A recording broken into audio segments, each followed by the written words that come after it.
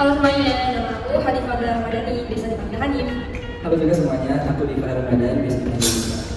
Oke, kedua narasumber kita udah perkenalkan diri nih. Sekarang kita tanya kabar-kabarnya dulu dong. Gimana dong kabarnya hari ini? Alhamdulillah baik. Alhamdulillah baik selalu. Oke, kabarnya baik ya guys. Oke, makasih ya udah pada hadir di podcast kita tentang serba-serbi Fikih Muamalah yang tentunya bermanfaat dong bagi kita semua. Kali ini kita akan membahas tentang saham syariah. Sebelumnya aku mau cerita dulu dong. Kan banyak tuh ya masyarakat yang masih ragu untuk memulai berinvestasi dengan jenis saham syariah. Karena apa sih? Karena dia kayak minimnya informasi gitu di kalangan masyarakat. Sebelum membahas lebih jauh, aku mau tanya dulu dong sama Pak Hanif, apa sih pengertian dari saham syariah itu? Nah, jadi saham syariah itu adalah efek yang tidak bertentangan dengan prinsip syariah. Nah, efek itu bisa berupa surat harga, misalnya seperti surat pengakuan hutang, obligasi, saham, dan lain-lain. Jadi saham syariah itu bisa disebut juga dengan efek syariah. Oke, makasih penjelasannya sangat bagus banget. Jadi kita bisa tahu nih apa pengertian dari saham syariah itu. Saham syariah itu kayak bisa menyangkut berbagai banyak efek loh. Ada efek surat berharga, pengakuan utang, obligasi, dan saham dan lain-lainnya. Selanjutnya aku mau nanya lagi nih, apa saja sih jenis-jenis saham syariah itu? Nah, jenis saham syariah itu ada dua. Yang pertama, saham yang dapat diperjualbelikan, terdiri dari saham musyarakah, yaitu akad kerjasama di antara dua pihak atau lebih. Yang kedua, ada akad mujarobah, yaitu akad di mana suatu pihak menyediakan modal dan satu lagi menyediakan keahlian. Dan yang ketiga, itu ada akad ijaroh, yaitu akad sewa menyewa suatu aset kepada pihak lain. Yang kedua, itu ada sukuk yang tidak dapat diperjualbelikan, terdiri dari akad istisna dan akad salam. Di dalam akad salam ini, dana dibayar di muka dan komoditas sebagai hutang. Dan dana ini dapat diubah menjadi suatu sertifikat yang dapat merepresentasikan hutang serta tidak dapat diperjualbelikan.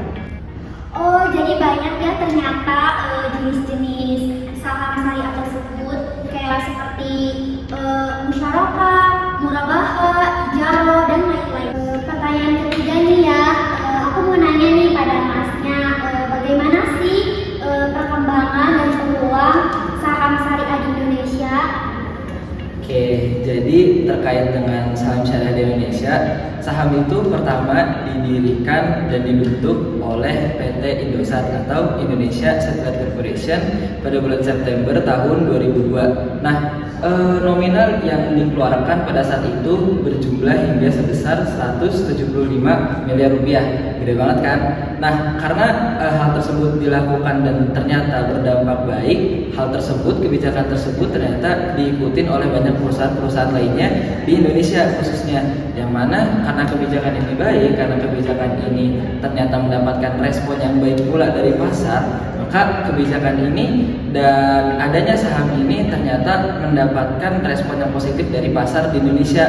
Yang mana karena respon positif ini sehingga perkembangan ekonomi di Indonesia itu membaik pula. Salah satu contohnya adalah seperti makin banyaknya portofolio mata uang asing di Indonesia selain daripada dolar. Oke, makasih ya atas penjelasannya, udah bagus banget. Kayak bisa menjelaskan peluang dari saham syariah tersebut.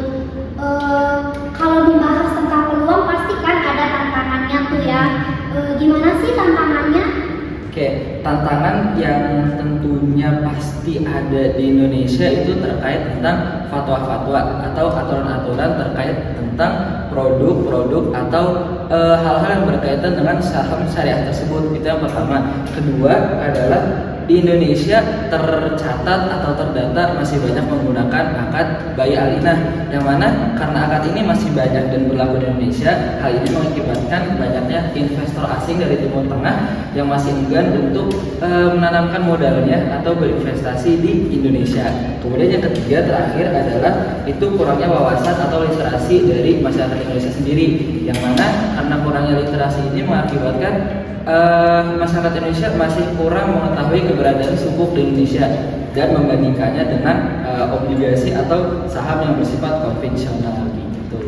Oh gitu ya. Dilihat banyaknya tantangan tersebut, pasti ada dong solusinya. Bisa dijelaskan nggak solusinya apa aja tuh? Oke, kalau solusi yang selama ini mungkin sudah dilakukan nyata oleh aktivis atau praktisi atau orang-orang yang ahli di bidang ekonomi syariah, yang pertama adalah tentunya sosialisasi, yang mana sosialisasi ini nanti akan memberikan wawasan tambahan kepada masyarakat Indonesia terkait dengan saham syariah. Dan sosialisasi ini juga tentunya mengambil peran penting daripada para praktisi tadi aku udah bilang, para aktivis juga, para pokoknya orang-orang yang ahli di bidang ekonomi syariah tersebut, khususnya dalam hal sukuk atau saham syariah. Terus yang kedua adalah kita mesti meningkatkan kinerja sukuk di Indonesia, yang mana nanti kinerja sukuk ini kalau misalnya bagus pamornya harusnya nggak kalah juga dong dengan obligasi atau saham konvensional di Indonesia. Terus terakhir yang ketiga adalah pemerintah juga mesti ikut andil, karena kalau pemerintah ikut andil, masyarakat juga nggak bisa bergerak banyak kan. Pemerintah juga harus ikut andil dalam perkembangan sukuk ini. Dengan apa? Dengan pemerintah menerbitkan lembaga-lembaga yang mana nantinya juga berperan dalam penerbitan sukuk di Indonesia gitu. Paling kalau solusi yang bisa dilakukan atau dicanangkan oleh pemerintah dan masyarakat umumnya gitu. Wah ternyata banyak ya guys solusinya. Tadi udah dijelaskan, yang pertama yaitu melakukan sosialisasi, kemudian meningkatkan kinerja. Oke, jadi kesimpulannya saham syariah merupakan efek yang tidak bertentangan dengan prinsip syariah gitu ya. Terus juga di saham syariah itu adanya berbagai jenis, adanya jenis saham yang diperjualbelikan atau yang tidak diperjualbelikan. Kemudian adanya peluang pada saham syariah itu semua saham diserap semua oleh pasar. Kemudian adanya tantangannya yaitu kurangnya informasi atau literasi di kalangan masyarakat. Solusinya yaitu dengan cara kita melakukan sosialisasi gitu. Oke, makasih ya atas waktunya. Semoga kita bisa bertemu di lain waktu. Semoga yang tadi kita diskusikan menambah pengetahuan kita semua. Maka dari itu buat kalian semua jangan ragu untuk berinvestasi di saham syariah, karena sudah terjamin oleh negara dan juga terjamin hukumnya oleh agama Islam atau syariah. Maka dari itu jangan lupa berinvestasi di saham syariah. Oke, terima kasih. Wassalamualaikum warahmatullahi wabarakatuh.